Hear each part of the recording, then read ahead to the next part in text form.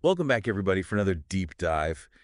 Today, we're going to get into something pretty wild. It's alleged electromagnetic targeting. Yeah, this one's definitely out there. Yeah, it is. It is. But that's why we're here, right? To dive into the stuff that makes you kind of go, huh, what is that all about? Yeah. And so this is going to be based on a firsthand account from a Dr. Catherine Horton. She's a physicist who claims to be a victim of these attacks. Right. And it's interesting, with her background in particle physics, she's approaching this from a very scientific perspective, which makes it really interesting. Yeah, I mean, she's clearly a very intelligent person. Absolutely. So she's not just, saying, oh, this is happening and I'm crazy. Right. It's more like, this is happening. Let me try to figure this out. Let me analyze this. Exactly. So how does she think this is being used against her? I mean, most people think about microwaves as something that you heat up leftovers with. Right. Well, the principle is actually similar to how laser light can pass through glass. Certain materials allow these waves to pass through with different intensities. Okay. So you're saying if somebody had a powerful enough emitter.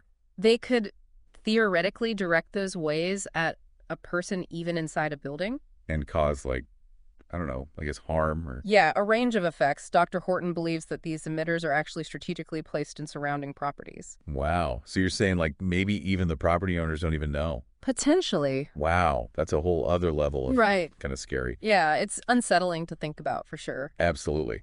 But okay, but if aluminum foil can block these waves, wouldn't it also block like good waves? Like how is she using her phone and... Well, she actually does talk about that in her account. She claims that wrapping herself in aluminum foil does provide some relief, suggesting that it does disrupt those beams, but it's not a perfect solution. And she even talks about how gaps or holes in the foil can actually amplify the pain. So she's constantly having to battle this. It's like a... Yeah, almost like a shield. Yeah, a constant shield. But what does it actually feel like? What effects does she describe? This is where it gets really disturbing. She described a range of painful sensations, often targeting specific areas of her body. She mentions pain in her teeth, her face, lungs, even her breasts. It's interesting that it seems to be focused on certain areas. Right. And that's something that we should be cautious about, assigning motives without concrete evidence. Yeah. But it's definitely a pattern that she's observed. Yeah. And that's what makes it so fascinating, right?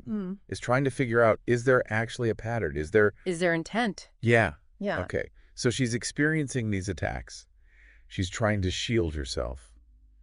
What else does she say about how this technology is being used? Well, this is where it gets even more unsettling. She doesn't believe that the attacks are random. She actually thinks that they're meticulously controlled and planned out. So you're saying like someone's sitting there and like targeting her specifically? She even suspects that they're using some sort of learning algorithm that's constantly calibrating based on her reactions and movements. So it's like a computer program designed to inflict the most pain. Right. It's chilling to think about, but that's her reality. Wow. Yeah, it definitely sounds like it's straight out of a science fiction movie. It does, but for her, it's very real. She even points to a video that she calls Hack Attack as evidence of this computer-controlled nature. In the video, she demonstrates how the intensity of the attacks spike every 60 seconds, suggesting a pre-programmed pattern. So she's not just like feeling it, but she's actually trying to analyze it. Exactly. Yeah. She's using her scientific background to try to understand what's happening. And that's what makes it so scary, I think, is that it's so methodical. Absolutely. There's a level of sophistication and intent there that's deeply disturbing. Yeah, it is. It is. And we're going to get into more of that in just a minute. Yeah, it's definitely a wild story. It really is. Yeah. And it's not just the technology itself, but Dr. Horton also talks about the psychological effects of these attacks. Oh, yeah, absolutely. Because you can't just separate the physical pain from the mental anguish. Yeah, the mental and emotional. Yeah, the fear of knowing that you could be targeted at any moment. Right. And the feeling of being watched or being followed or like your home is not safe. Exactly. That sense of violation. Right. She even says that she believes that the perpetrators are deliberately trying to break her down. Right. Using tactics of humiliation and dehumanization. It's awful to think that somebody would do that to another person. It is. And it raises the question of why. Why her? Yeah. Why would anybody target her with this kind of cruelty?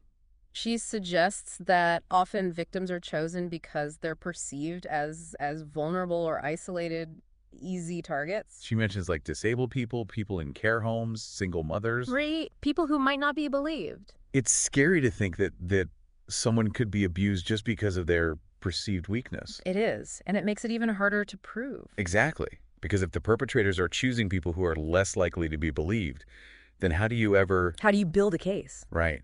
How do you prove it? It's a real challenge, and it's something that we should keep in mind as we, think critically about these claims. It's like a nightmare scenario where the victim is suffering, but their suffering is dismissed. Exactly, because it sounds too unbelievable.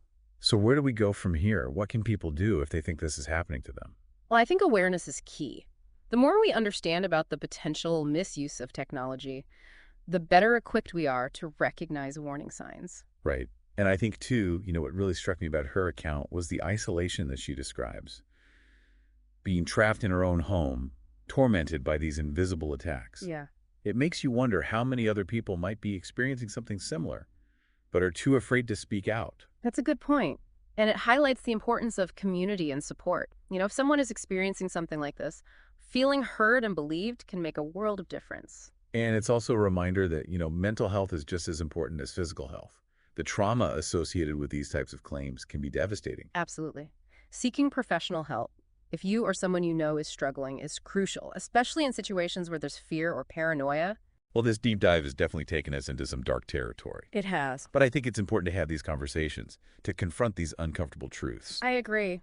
We can't just bury our heads in the sand and pretend that these things don't exist. Right. And so what's the takeaway? What do we want our listeners to walk away with after hearing all of this? I think the most important thing is to remain curious, to keep asking questions, and to approach these kinds of claims with a healthy dose of skepticism, but also open-mindedness. Right. Don't just accept everything you hear at face value, but don't dismiss it outright either.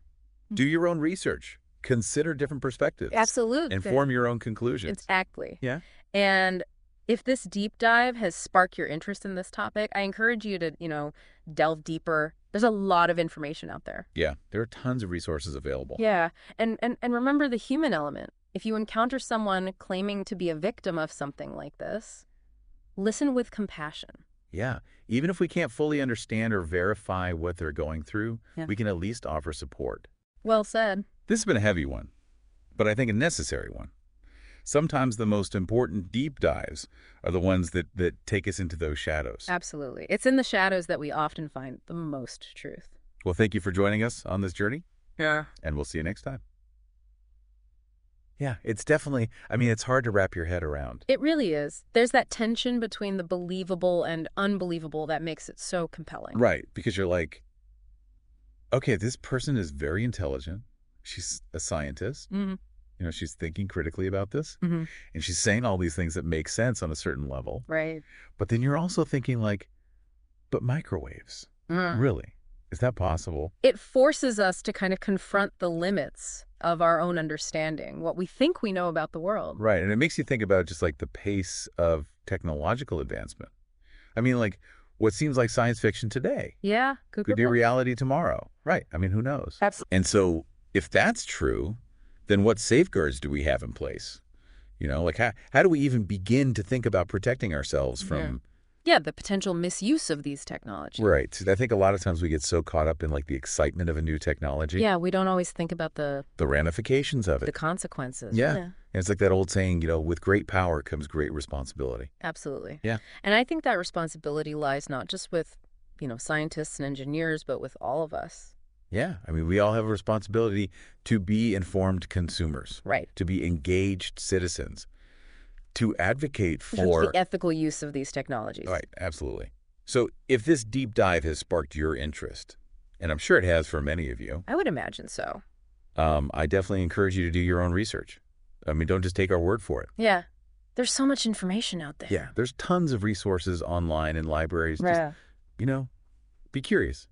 Keep asking questions. And remember the human element, If you encounter someone who claims to be a victim of something like this, just remember to listen with compassion. Yeah, because even if we can't fully understand or verify what they're going through, right, we can at least offer support. Yeah.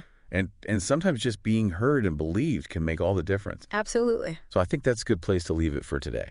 This has been a very thought-provoking deep dive, and I'm sure we're all going to be thinking about this for a while. I know I will. Yeah, it's one of those topics that just kind of stays with you. It gets under your skin a little bit. Yeah, it does. So thank you for joining us on this journey. And until next time, keep exploring, keep questioning, and keep diving deep.